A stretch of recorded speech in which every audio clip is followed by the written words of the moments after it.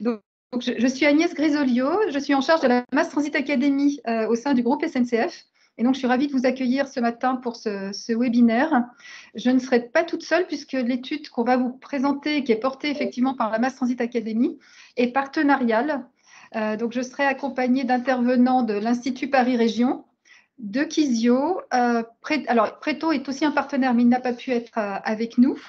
Et puis aussi Sustainable Mobilities qui a coordonné cette étude pour nous. Ce que je voulais également vous dire, c'est que cette étude est la deuxième.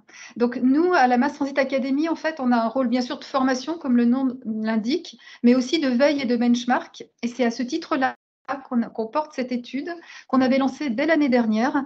L'objectif étant de comprendre, d'éclairer l'impact de la crise sanitaire sur la mobilité mass transit en Île-de-France. Alors, quand on dit mass transit, on va passer le slide suivant. Quand on dit mass transit, en fait, c'est tous les modes ferrés.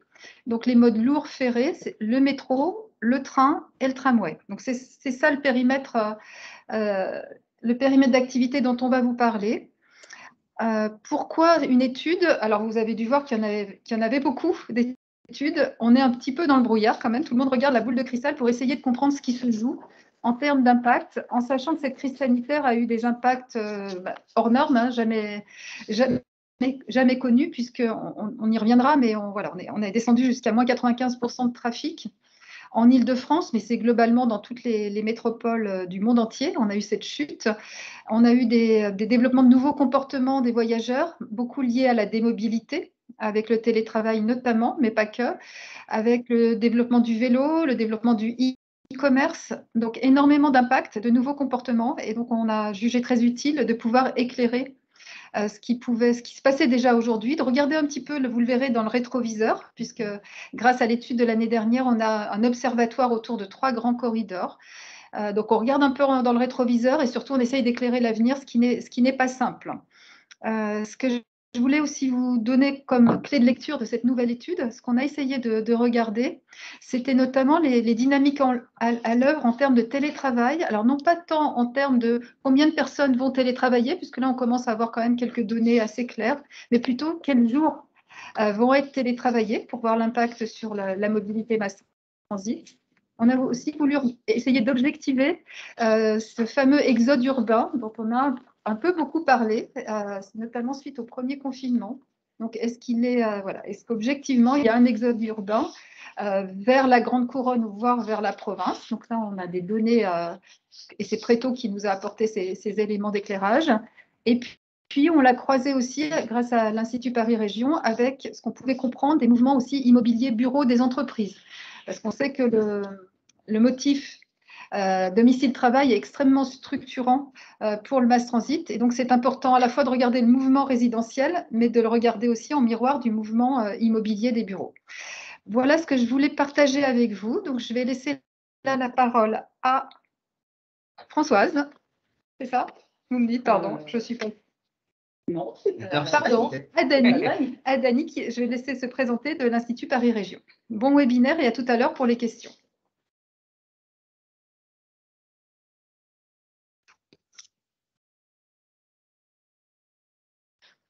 Bonjour à tous. Donc, je me présente, Dany Nguyen Luong de l'Institut Paris Région, directeur du département Mobilité et Transport. Je suis donc très heureux de vous retrouver, suite au premier webinaire de l'année dernière. Et donc, donc, la première question qu'on s'est posée, effectivement, c'est de regarder déjà un petit peu l'évolution des trafics pendant cette crise sanitaire. Alors, sur la slide, vous voyez donc un graphique vous montrant l'évolution des trafics dans le mass transit, c'est la courbe bleue, et l'évolution du trafic routier sur la courbe verte. Alors, c'est l'évolution relative par rapport à une base zéro qui est située au tout début de mars 2020, donc avant la crise Covid. Et donc, ce sont des courbes qui sont tirées de nos tableaux de bord mensuels de suivi de la mobilité, qui est en ligne sur notre site internet. Et donc, ce qu'on voit, c'est que le premier confinement a entraîné une chute sans précédent de la mobilité, hein. Dans le mass transit, on était à un niveau de fréquentation de 5% par rapport à la période d'avant Covid. Et donc, par la suite, on voit que les courbes fluctuent assez fortement donc, au gré de l'évolution en fait, des mesures prises par le gouvernement pour contenir la propagation du virus. Donc, vous vous rappelez la citation, l'encouragement, voire l'obligation du télétravail, les limitations plus ou moins strictes sur les autres motifs de déplacement, avec des périmètres restreints de déplacement, des horaires, enfin les couvre-feux, les fermetures de commerce, de certains types de magasins ou de loisirs. Bon, donc il y a eu sans doute une crise de confiance, hein, à l'égard des transports en commun et qui ont eu pour conséquence un report modal du mass transit vers les modes individuels, donc la marche, le vélo, bien sûr, on a connu l'explosion du vélo, et la voiture. Et donc, ce qu'on voit, c'est que même si on voit que la fréquentation du mass transit a repris progressivement après chaque confinement, mais elle a quand même peiné à retrouver son niveau d'avant Covid. Donc, vous voyez, juste avant le deuxième confinement, donc en septembre 2020, on était en gros à 75% de la fréquentation d'avant Covid. Et c'est seulement en septembre-octobre 2021 qu'on a retrouvé un taux supérieur à 80% dans la fréquentation des transports, du mass transit avant la crise, par rapport à la période avant crise. Et c'est même plutôt de 85% fin octobre. Et si on regarde maintenant l'évolution du trafic routier, c'est-à-dire la courbe verte, et également en arrière-plan, vous voyez les histogrammes verticaux, c'est l'évolution des kilomètres de bouchons, c'est un autre indicateur de la circulation routière. Eh bien, le trafic routier semble avoir repris beaucoup plus rapidement son niveau d'avant-crise, contrairement au transport, au mass transit. Et donc, en octobre 2021, on était à plus 10% de trafic routier par rapport à la période avant crise. Et en termes de kilomètres de bouchons, c'était même plus 33%. Vous vous rappelez, c'était l'effet papillon qu'on avait évoqué l'année dernière. Au final, la crise semble avoir eu un effet durable sur les comportements, sur la mobilité des Franciliens, et au-delà des périodes de confinement, effet, c'est-à-dire qui se traduisent par un report modal du mass transit vers la voiture et une saturation du réseau routier en zone dense. Donc, il faudra continuer à observer ces évolutions pour voir si, effectivement, les effets sont vraiment durables. Je passe la parole à Sylvain. Sylvain le précédent. Ah, c'est le précédent. Juste voilà. le slide précédent, oui, merci. C'est bon. Vous m'entendez? Oui. Oui, très bien. Ça marche. Donc, bonjour à toutes et tous. Je me présente rapidement, donc Sylvain Copéré. Moi, je travaille au sein du bureau d'études Kizio et on accompagne donc ce projet comme on l'a fait l'été dernier, en 2020, lors de la première étude, notamment par l'analyse donc des traces GPS de smartphones. Donc, c'est une technologie qu'on a développée au sein de notre entité et on se sert des géolocalisations anonymisées remontées de smartphones et suite à différentes couches d'algorithmes, d'analyse et de traitement, donc, on arrive à reconstituer pas mal d'informations et ces données-là nous permettent d'aller creuser des questions très particulières comme on va l'évoquer aussi lors de ce webinaire. Donc ça nous permet là un tout petit slide méthodologique qui explique un petit peu notre base de travail.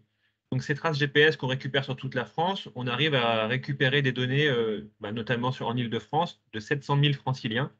Et on a des données qu'on récupère 24/24 et 7 jours sur 7. Donc on a bien une vision de la mobilité grâce à ces données-là, quel que soit le jour de la semaine, quel que soit le type de période, quels que soient les horaires.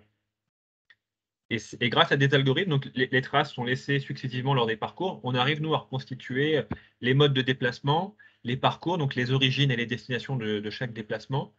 Et ça, grâce à la statistique et puis une fois agrégé, on arrive à reconstituer ce qui se passe sur un corridor donné, un territoire donné, une ligne de transport. Et ce qu'on a fait ici, donc pour illustrer ce projet-là, donc les chiffres présentés précédemment par Dany parlent de toute l'Île-de-France. Nous, là, on s'est concentré sur 3 OD majeures, enfin en tout cas représentatives de différents types d'activités entre les premières couronnes et la périphérie de Paris et puis Paris.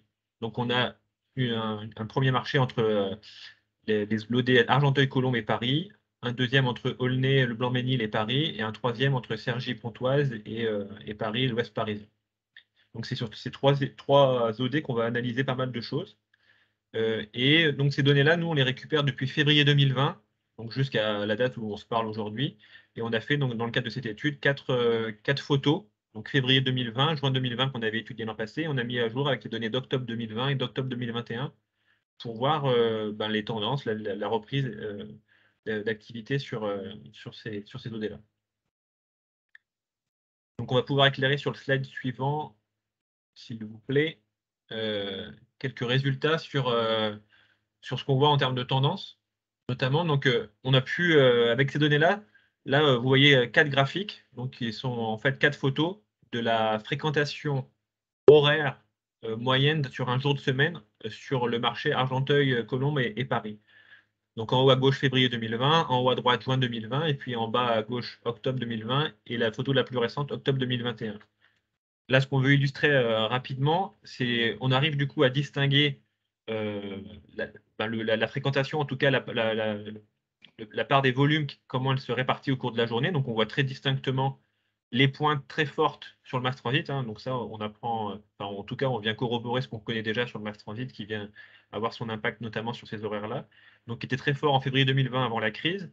Et on voit que ces courbes-là sont fortement aplaties. Donc, la courbe bleue, encore une fois, du mass transit. Donc, les volumes ont été très fortement baissés.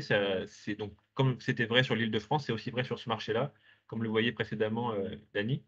Et par contre, on voit qu'en octobre 2021, on revoit ces pointes qui sont réapparues et qui sont toujours là. Donc, c'est pour ça qu'on titre que le lissage de la pointe, qu'on connaît un peu tous, sur lequel on doit travailler, n'est pas du tout encore résolu. Ces pointes-là sont bien revenues assez rapidement sur le matériel actuellement avec des niveaux assez comparables. Et l'autre point qu'on voulait évoquer, c'est la route, comme on l'avait vu précédemment, a été moins impactée en termes de volume de déplacement. Donc, on le voit sur les courbes verdâtres. Par contre, on voit aussi un premier phénomène, donc il faudra le suivre encore un peu ces prochaines semaines, ces prochains mois. On a vu l'apparition de pointes qui étaient moins marquées avant la crise, donc de premières pointes plus marquées, notamment le matin sur ce marché-là, sur la route également. Donc, ce qui vient aussi sans doute corroborer la hausse des bouchons, donc une congestion un peu plus forte sur certains axes routiers. Donc voilà, ce qu'il faut retenir de ce visuel, c'est des informations, enfin un lissage de la pointe qui reste important à faire sur le mass transit, car ces pointes-là sont vite revenues sur la rentrée actuelle, et une première pointe qui apparaît aussi sur la route.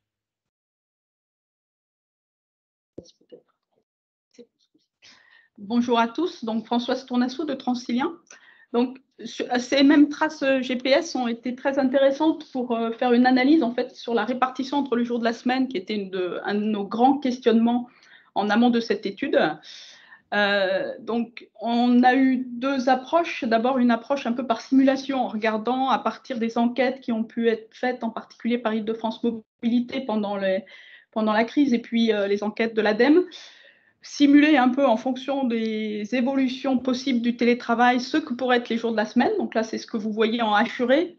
Et puis, bien évidemment, une observation de ce qui s'est passé en septembre 2021. Donc déjà, les simulations nous montraient qu'on risquait d'avoir une augmentation en fait, des écarts entre les différents jours de la semaine. Vous voyez le moins 2% sur le mardi et moins 15% sur le vendredi. Et en fait, la réalité de septembre et octobre nous montre qu'on pourrait même avoir une accélération de ce phénomène, par exemple sur le vendredi, avec un écart qui est quand même assez impressionnant de 24% entre le mardi et le vendredi, qui pourrait être lié en fait aux organisations qui, si moins de personnes viennent le vendredi, moins de réunions sont organisées, il se peut que ça fasse un effet global de baisse des vendredis qui soit plus fort finalement que les déclarations initiales des salariés sur leurs préférences. Bien sûr, tout ça sera vérifié avec la réalité des évolutions, mais c'est quand même un phénomène qui nous semble extrêmement important et le titre de notre étude vient de cette observation, se dire oui, la pointe, c'est très important de continuer à la travailler et nous allons même maintenant avoir à réfléchir à l'organisation sur l'ensemble de la semaine et quelque part un lissage des jours peut-être. Voilà. Alors, vous pourriez être assez étonné par le mardi, parce qu'on voit ici un mardi sur nos 3 OD particulières qui ont été traitées avec un 100% par rapport à février-mars 2020. Ce point vient du fait que février-mars 2020, où nous avions nos données GPS et qui était très intéressant puisqu'il était avant la crise des confinements, était néanmoins une donnée relativement faible par rapport à un février 2019, par exemple. On avait une très grosse dynamique début 2019 et en février 2020, vous n'êtes pas sans vous rappeler qu'on avait eu quelques mouvements sociaux liés aux réformes en décembre 2019 et en janvier 2020. Donc février 2020 était à 87% en fait, en termes de jours de la semaine moyen par rapport à la dynamique de début 2019. Donc c'est pour cela, c'était pour bien mettre la cohérence avec ce qui vous a été dit initialement sur les trafics actuels de reprise. Sur février-mars 2020, on était déjà sur des trafics un peu bas, et puis là on est sur 3 origines-destinations, donc ça ne représente bien sûr pas la totalité de notre trafic, mais vous voyez qu'en termes de structuration, c'est extrêmement parlant et intéressant pour nos conclusions. Je passe la parole à Dany.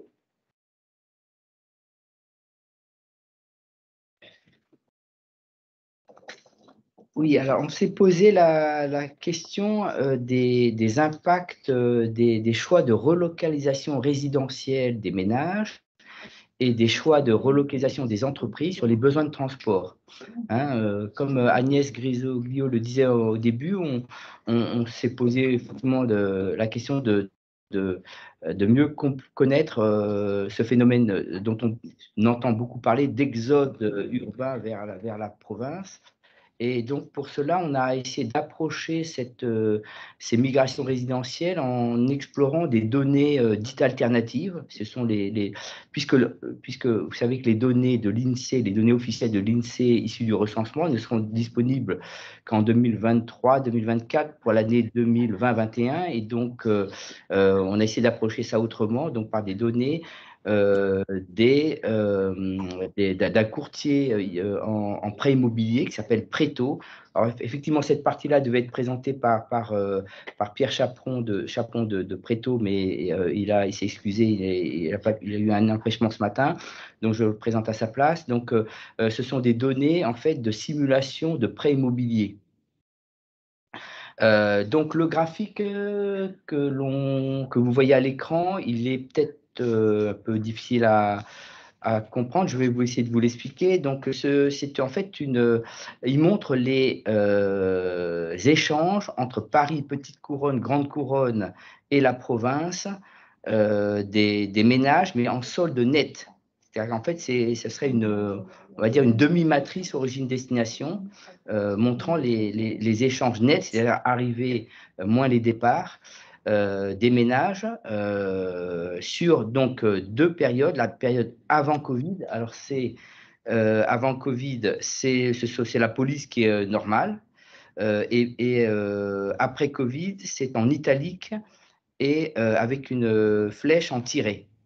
Donc par exemple, sur le mouvement Paris-Petite Couronne, avant le Covid, il y avait 8600 ménages qui quittaient Paris pour aller vers la Petite Couronne. Et après Covid, c'est 8000. Vous voyez, ça se lit comme ça. Par exemple, pour Paris-Province, alors Paris gagnait avant le Covid 1500 ménages et après Covid, en perd 300. Et donc, alors, donc vous voyez donc, les volumes, hein, avant, après. Et donc, nous, ce qu'on a fait, c'est pour voir surtout ce qui nous intéressait, c'est les échanges Île-de-France-Province. Et on a fait un petit calcul en appliquant les taux observés là, sur ces graphiques. Donc, on les a appliqués sur les mouvements de ménage d'avant Covid. Et ce qu'on a estimé, c'est qu'il y aurait environ 4 500 ménages seulement qui quitteraient l'Île-de-France pour aller vers la province, c'est-à-dire environ 10 000 personnes. Et donc là, effectivement, l'impact serait plutôt limité de ces départs vers la province. Et donc, ce qu'on pense, c'est que ça n'impacterait évidemment pas très fortement la fréquentation du mass transit. Alors, il y a une hypothèse qui commence à circuler là sur les achats en province, de maisons en province, et c'est peut-être une partie qui serait due à des achats d'investisseurs qui l'auraient en Airbnb. Mais bon, c'est tout récent, c'est une hypothèse qu'il faudrait effectivement approfondir. Alors sinon, sur les mouvements au sein de l'Île-de-France, donc entre les couronnes. Alors, ce qu'il faut savoir, c'est que l'Île-de-France gagne en termes démographiques 50 000 habitants par an, en moyenne depuis ces 10 dernières années, 15 dernières années, un petit peu moins sur les 4 dernières années, et que c'est essentiellement dû à un solde naturel. Hein, le solde migratoire est même déficitaire. Et également qu'il y a une tendance centrifuge du parcours résidentiel des Franciliens, c'est-à-dire les jeunes actifs célibataires, les étudiants vont plutôt se localiser au centre, et les ménages, les couples qui voient arriver des enfants vont plutôt en périphérie. Et donc, c'est ce mouvement centrifuge que l'on observe, qui est assez structurel, hein, qui participe à la dynamique régionale. Et ce que l'on voit avec les données Préto, c'est que ce mouvement centrifuge serait accentué avec la crise Covid, puisque ce qu'on observe, c'est une baisse de 10% des projets d'acquisition en petite couronne, de 6% à Paris, et en revanche, une augmentation de 2% en grande couronne des projets d'acquisition immobilière, et plus particulièrement en Seine-et-Marne et dans l'Essonne. Donc, la slide suivante, c'est la flèche.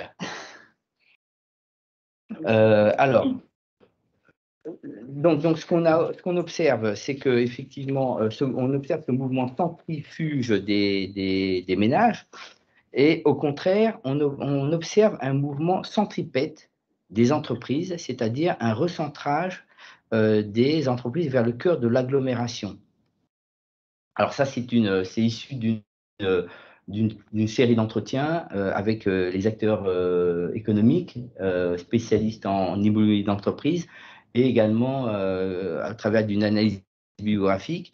Donc, alors, l'hypothèse la plus probable, évidemment, c'est que le télétravail massif a incité les entreprises à optimiser leur surface de bureau, et à essayer d'aller chercher. Alors, une fois que leur bail s'est terminé, ces entreprises ont cherché à se relocaliser plutôt vers le centre, dans des bureaux de plus grande qualité, mieux desservis par les transports en commun.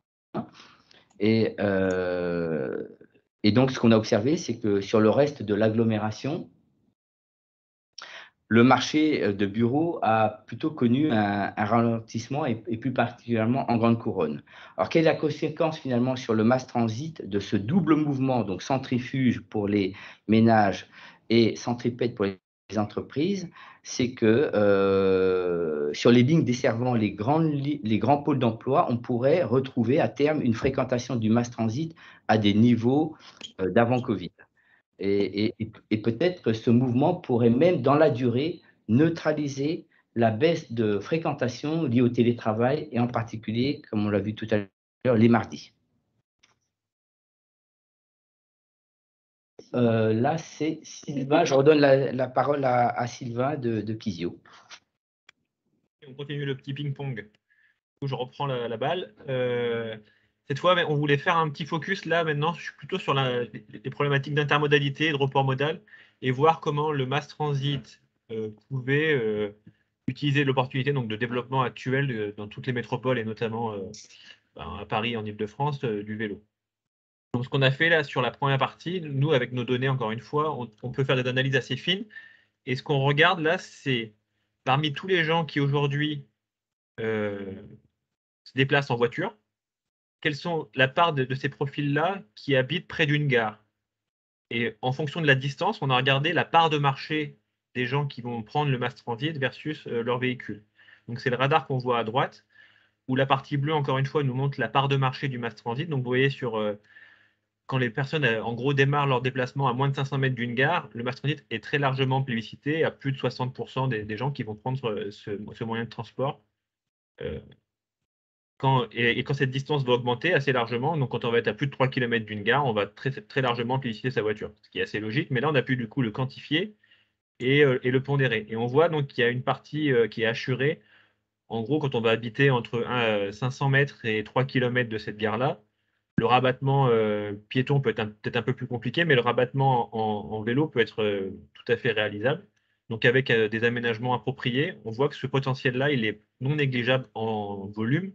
Et on a pu aussi regarder comment ça se répartissait, donc ces profils-là, quels sont les horaires de déplacement. Et on voit que ce phénomène est encore plus fort, donc la part de ces gens-là, le week-end et en heure creuse. Donc on voit qu'il y a un potentiel pour le mass transit d'aller capter ce potentiel-là sur ces heures-là, donc avec une offre adaptée et en travaillant donc sur cette intermodalité.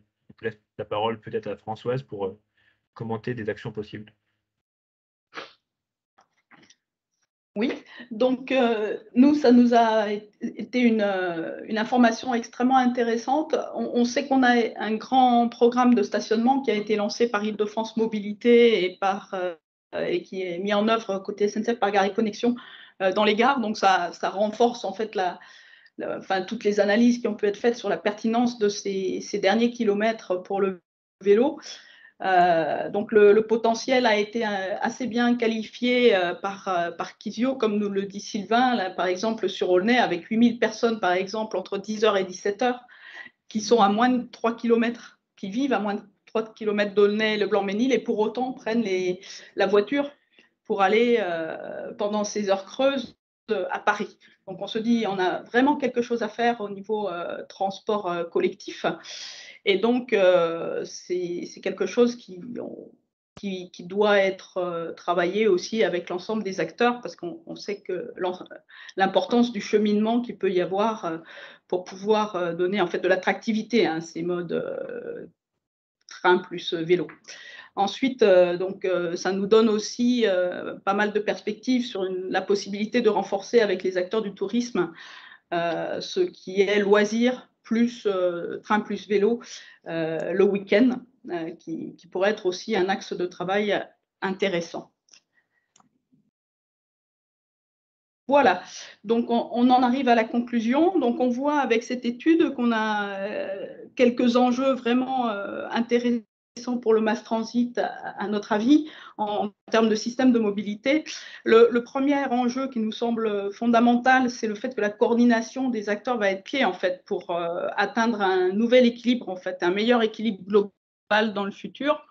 Donc on a vu le sujet des jours de la semaine pour le transport, mais c'est clairement aussi une question qui apparaît beaucoup actuellement sur les entreprises, avec la problématique d'utilisation des locaux sur l'ensemble de la semaine. On le voit beaucoup aussi sur l'activité de restauration collective ou bien les restaurants qui sont proches des zones d'emploi.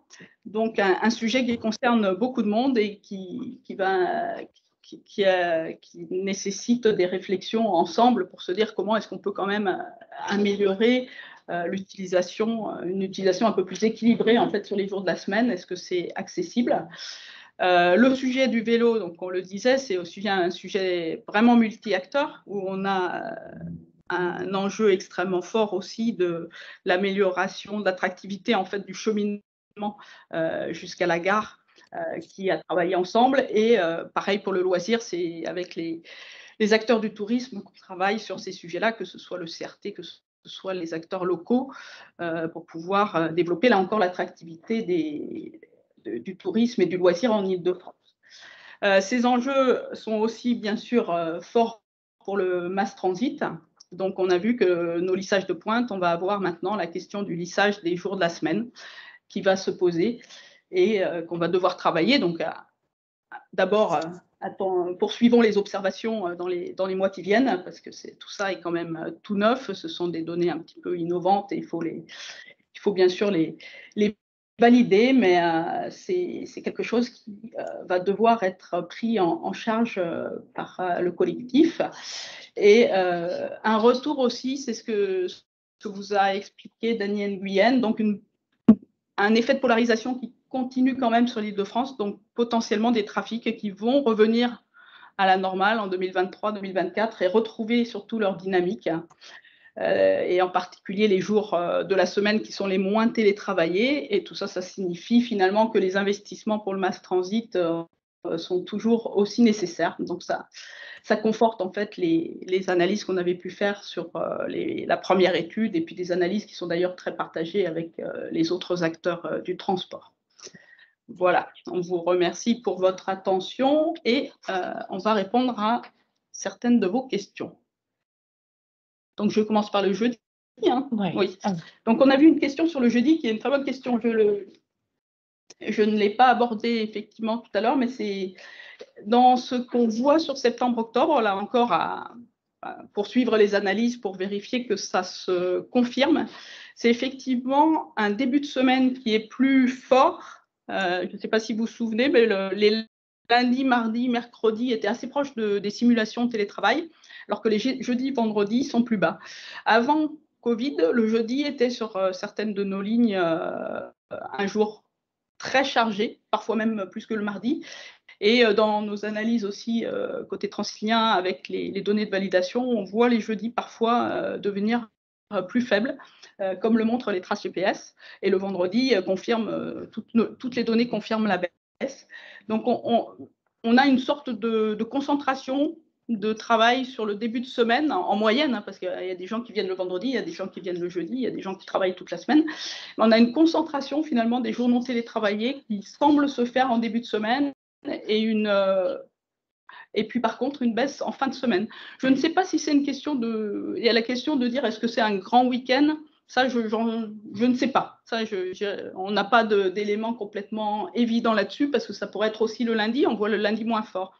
On a plus l'impression que ce vendredi tire vraiment vers le bas et qu'ensuite les personnes s'organisent avec 3 jours d'affilée et puis ensuite 2 jours en fin de semaine, mais ce n'est pas forcément un effort fait purement week-end. Voilà où on en est des réflexions aujourd'hui. D'autres questions que vous avez vues? Donc, tu avais une question complémentaire sur l'activité de Transilien. Donc, est-ce qu'il est envisagé en lien avec Île-de-France Mobilité d'adapter progressivement l'offre à ces nouvelles configurations de demande? Ça, c'est un peu tôt pour en tirer des conclusions de ce type. Vous avez vu la conclusion qu'on en tire, c'est d'abord qu'on a un travail collectif à mener aussi sur ce regard sur les jours de la semaine. Et se dire, est-ce qu'il n'y a pas aussi des solutions, parce que comme ça concerne beaucoup d'acteurs économiques, est-ce qu'il n'y a pas aussi des solutions pour arriver quand même à un meilleur équilibre entre les différents jours? L'autre question, c'est bien sûr de vérifier en fait tous ces premiers constats. On est encore dans la crise, donc il faut vérifier que ces constats se confirment dans la durée, parce qu'on aura d'autres reprises. Hein. On est toujours à nos 80% de reprises et pas du tout stabilisé. Et bon, pour finir, effectivement, ces questions ces questions autour de l'offre du service sont pour le moment un peu prématurées et on en est à l'étape d'observation. On a une question sur les traces GPS et je propose que Sylvain prenne la... C'est Sylvain qui prend la main. Prenne la main, oui. Peut-être pour tout le monde, pour le suivi des traces GPS, comment marche le système? Est-ce que ce sont les opérateurs qui donnent accès aux données? Du coup, donc c'est alors et donc un tout petit, donc c'est des données qui remontent au travers des smartphones, mais ce n'est pas du tout lié aux opérateurs téléphoniques, donc ça n'a rien à voir avec les données SFR, Bouygues, Orange. C'est des données qui remontent au travers d'applications dès lors où les usagers donnent leur consentement pour des remontées de ces données-là. Et ces données sont anonymisées, sont cryptées, et nous, on les acquiert. Donc aujourd'hui, on récupère, ce que je disais tout à l'heure rapidement, 4 millions de terminaux distincts en France, ce qui fait plusieurs millions de traces et de déplacements qu'on récupère chaque jour sur toute la France. Et ça, c'est la matière brute qu'on récupère. Et nous, derrière, on a développé une chaîne d'algorithmes pour en déduire des temps de déplacement, donc qui sont des temps cette fois du coup constatés, c'est-à-dire chaque trace est horodatée, donc on va pouvoir savoir le point de départ exact, enfin l'horaire exact et l'horaire d'arrivée. Donc c'est aussi un différentiel par rapport à des enquêtes où on va avoir du ressenti. Donc c'est très complémentaire. Donc là, c'est vraiment de l'observer. On a aussi développé des traitements qui permettent de détecter le mode de transport utilisé. Donc, est-ce que la personne se déplace sur des rails, en transport en commun, en voiture, en marche à pied? On travaille en ce moment sur le développement de la détection du vélo. Et donc, en fait, ça nous fait un socle de données qu'on peut ensuite venir requêter selon la problématique pour faire à la fois des analyses très fines, donc regarder ce qui se passe en termes de proximité de chalandise d'une gare ou le suivi dans le temps. Voilà, je ne sais pas si j'ai bien répondu, enfin, en tout cas si ça répond à la question, mais continuez-vous à suivre les données GPS. En fait, nous, on récupère ces données depuis février 2020 en continu. Donc, on a sur toute la France des données régulièrement et qu'on traite à J plus une semaine. Voilà. On récupère les données de la semaine dernière qu'on traite tous les jours en continu. Merci Sylvain. Agnès va prendre la suite des réponses. On a 2 questions, une sur l'analyse des résidences secondaires pour le télétravail en lien avec les jours de faible fréquentation et le sujet du listage des heures de pointe. Alors, sur les maisons secondaires, enfin les résidences secondaires, effectivement, Préto, qui n'est pas là, mais nous l'avait dit qu'il y avait sûrement quelque chose à creuser. Donc, on le garde en tête, notamment si on fait une nouvelle étude. On parlait de combo tout à l'heure. Il y a sûrement un combo lundi, enfin vendredi, samedi, dimanche, lundi, lié à ce que nous dit Préto, c'est qu'effectivement, il y a plus de demandes de prêts concernant les résidences secondaires qu'avant. Et c'est sûrement lié aussi au télétravail. Donc, cette possibilité en télétravail de le faire depuis une résidence secondaire. Donc, il y a sûrement un phénomène qui se joue autour de ces résidences secondaires, du télétravail et donc de finalement ce vendredi, samedi, dimanche, lundi, qui pourrait être beaucoup moins fréquenté dans le réseau Mass Transit en Île-de-France.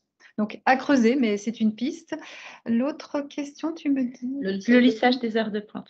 Alors, sur le lissage des heures de pointe, en fait, ce qu'il faut regarder, l'idée, c'est décréter, en fait, la pointe, et donc de l'écréter donc enlever 5 à 10% pour que le voyage soit plus confortable pour le passager et pour l'exploitant, notamment Transilien, mais aussi RATP, que ça soit aussi qu'on puisse avoir une exploitation plus robuste. C'est ces 2 phénomènes qui se jouent pour écréter les pointes, qu'on trouve d'ailleurs dans tous les systèmes mass transit au monde, cette volonté de décréter. Et donc, ce qu'on vise, c'est moins 5, moins 10%.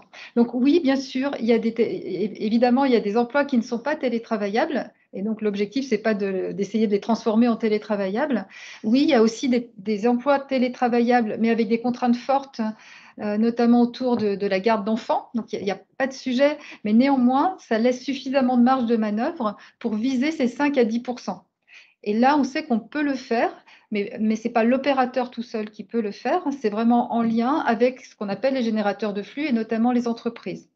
Donc, c'est ça qu'il faut qu'on pousse, en fait. C'est à la fois avec une convergence, Françoise l'a dit, avec une convergence d'intérêts de plus en plus forte, puisque les surfaces de bureaux sont moindres et qu'on vise de plus en plus à avoir des bureaux flex. Ce lissage à la fois de la pointe journalière, mais aussi de la pointe dans les jours, est important à la fois pour les entreprises, pour l'exploitant que nous sommes, et aussi pour les voyageurs pour qu'ils aient un voyage plus confortable. pense que c'était ça la question.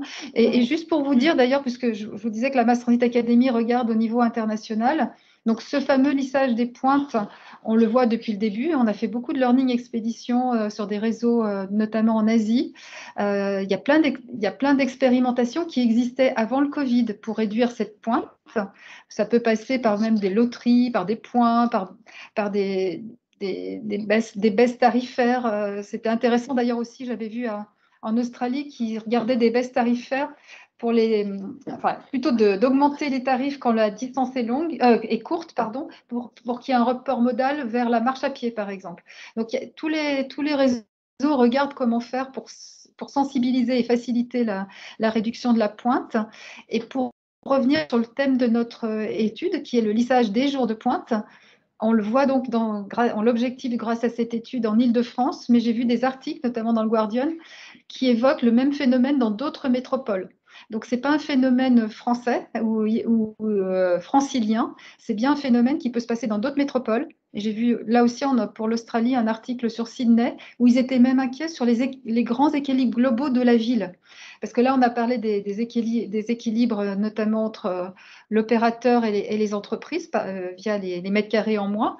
Mais globalement, c'est tout un écosystème autour des entreprises. Donc, des petits commerçants, des restaurants, etc. Et donc, si effectivement ce télétravail, notamment les vendredis, s'impose, enfin très bas, on déséquilibre aussi tout un système et même toute une ville. Donc, sachez que c'est vraiment une démarche qui se voit dans d'autres métropoles et qui inquiète en tout cas d'autres pays que nous. Agnès, tu verras qu'une autre question est apparue sur la baisse de fréquentation, comment elle se répartit sur les autres modes de transport.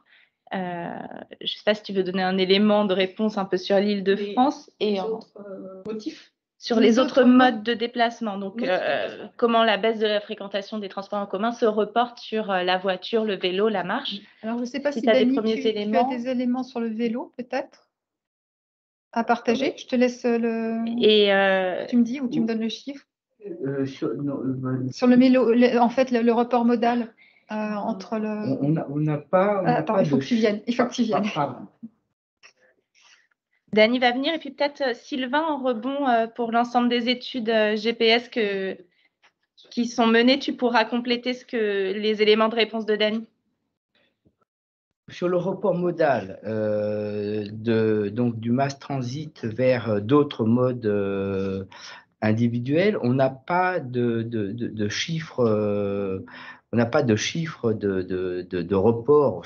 On observe qu'il y a bien eu une explosion de l'usage du vélo, ça c'est évident, depuis 1 an et demi, qui était déjà un coup parti, hein, puisqu'on a bien observé une augmentation de l'usage du vélo dans les années 2010, mais il y a eu effectivement une forte explosion. Mais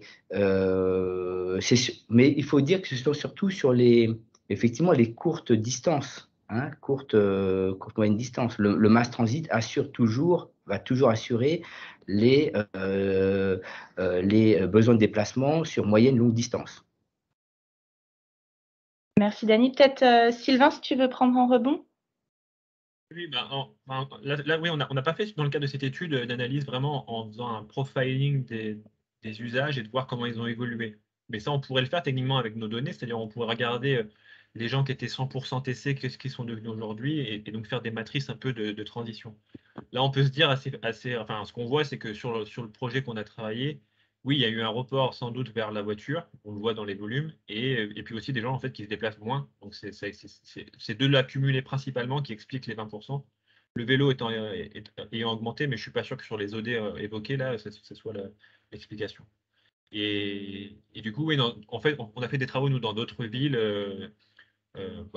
des grandes métropoles ou plus petites, et effectivement, on arrive à suivre l'évolution de cette part, donc de la part modale dans le temps, et on voit un peu ces tendances-là qui sont assez similaires dans les différentes villes. Il y a des réseaux qui sont remontés plus vite, d'autres moins, et on voit, bon là il n'y a pas de surprise, hein, que la voiture est quand même un peu plus la gagnante de tout ça. J'ai envie de dire malheureusement, mais et on y travaille pour pour prendre cette activité-là. Merci beaucoup, Sylvain. Agnès, peut-être reprendre juste en conclusion. Ah non, excusez-moi, je n'avais pas vu les questions. Question tombe là, oui. Voilà, ça arrive oui, pour en live. compléter ce que dit Dany, effectivement, il y a quand même l'enjeu d'une certaine démobilité. Vous en parliez dans la question, il y a l'absence de touristes internationaux, de voyageurs d'affaires aussi dans la région. Donc, c'est sûrement très composite, mais sûrement, comme tu le disais, Sylvain, très intéressant à étudier si on envisage une troisième étude l'année prochaine. C'est forcément quelque chose qu'on ira creuser. Juste pour redonner un ordre d'idée par rapport à la distance parcourue en mass transit, elle est en moyenne de 15 km. Et donc, c'est là où on voit qu'elle est difficilement substituable en vélo, même en vélo électrique, et bien sûr en marche à pied ou autre micro-mobilité. Donc, le report est clairement aussi sur la voiture individuelle. Dany approuve, donc j'ai... alors, après, il y a quelques questions qui sont vraiment un peu qui est un peu tôt pour y répondre. Nous, notre objectif avec cette étude, et on l'a vu dans la conclusion, comme le disait Françoise, c'est vraiment d'éclairer l'avenir et surtout de promouvoir un travail collectif, parce que tous ces enjeux de mobilité, c'est des enjeux système. Et donc, l'opérateur n'est pas tout seul dans l'affaire, et donc, ni d'ailleurs notre autorité organisatrice. Donc, c'est ce que souligne bien notre étude. Donc, pour toutes les questions qui portent plutôt sur quels sont les impacts économiques sur l'exploitation, etc., c'est un petit peu tôt. Nous, notre objectif, c'était vraiment d'objectiver certaines tendances et d'éclairer l'avenir. Je crois que, Sylvain, tu peux peut-être répondre sur la capacité de faire le distinguo entre déplacement en voiture et en deux roues. Je pense que c'était par rapport aux traces GPS. Du coup, ça, c'est un peu compliqué. Donc, si on veut différencier des voitures de taxi ou de roues motorisées, ça va être assez compliqué pour nous. Donc, techniquement, on ne sait pas le faire de manière industrielle. Donc, quand on fait ça, on a fait des projets où on vient se coupler avec d'autres dispositifs de comptage vidéo, de comptage caméra pour essayer de mesurer en gros la part de chacun de ces modes-là et de les répartir sur nos flux. Ce qu'on arrive à différencier, c'est les deux roues, du coup, les vélos. Parce qu'il y a un usage un peu spécifique, on peut être en contresens sur certains axes, donc on se sert de ces usages-là sur la voirie pour comprendre, donc on arrive à distinguer ces déplacements-là. Est-ce qu'il y a encore une dernière question? Sinon, vous nous dites. Sinon, je vais conclure, remercier tous les intervenants qui sont aussi les partenaires de cette étude. C'est la richesse de ces différentes expertises qui fait la richesse aussi des éléments qu'on vous a présentés aujourd'hui. Nous vous enverrons, on aura une trace, Émilie, une trace de tous ceux qui sont connectés. Donc, nous vous enverrons à la fois la présentation que vous venez de voir et puis le lien ou le PDF vers la note rapide qu'a publié l'Institut Paris Région et qui reprend plus longuement que dans les slides, évidemment, tous les éléments à la fois chiffrés et d'explication autour des phénomènes qui se jouent. Et peut-être un petit clin d'œil, mais pour vous dire qu'on doit être très agile, nous tous, dans tous nos métiers, mais en particulier quand on fait une étude, puisque le titre a beaucoup changé. Et on voulait l'écrire quand on a commencé à le lancer, on s'était dit c'est l'étude post-Covid.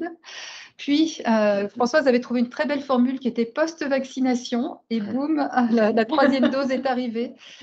Et grâce à Jérôme Bertrand, qui est le grand magicien, on a changé de titre et il est très bien autour des jours de pointe. Mais c'est pour vous dire que même quand on fait une étude, on doit savoir switcher. Donc, je ne peux pas dire comment s'appellera l'étude l'année prochaine. Elle changera sûrement au dernier moment. Merci beaucoup d'avoir été avec nous et j'espère à l'année prochaine pour la suite de